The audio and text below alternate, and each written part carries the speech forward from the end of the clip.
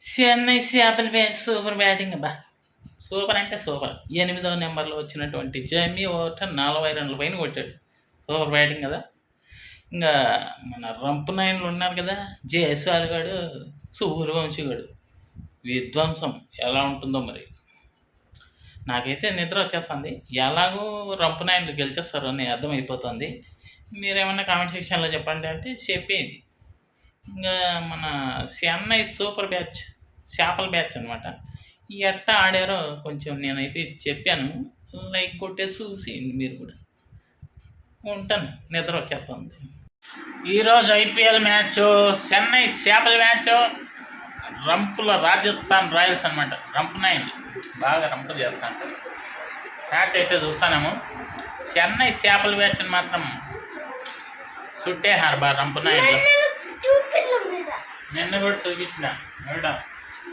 Match అయితే చూస్తాను. సర్ఫరాజ్ ఖాన్ ఒకడే చెన్నై చేపల బ్యాచ్లో బాగా ఆడుతున్నాడు. మిగతా వాళ్ళంతా అటు వచ్చి ఇటు వెళ్ళిపోతున్నారు అన్నమాట. 44కి 4 వికెట్లు పడిపోయినాయి. పవర్ ప్లే అయిపోయింది. రుతురాజ్ గైక్వాడు, సంజు సామ్సన్, ఇంకోటి వచ్చి ఐష్ మాత్రే, ఇంకోటి వచ్చి షాట్. మొత్తం 4 చేపల్ని చుట్టుపడేసారు రంపు నాయన్.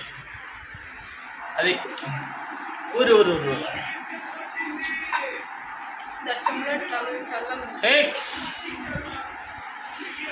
6 కొట్టాడు బా. ఎవడ కార్తీక్ శర్మ అంట చెన్నై చేపల బ్యాచ్లో.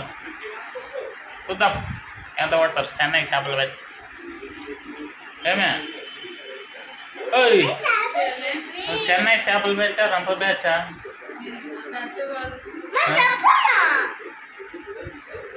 అది పరిస్థితి.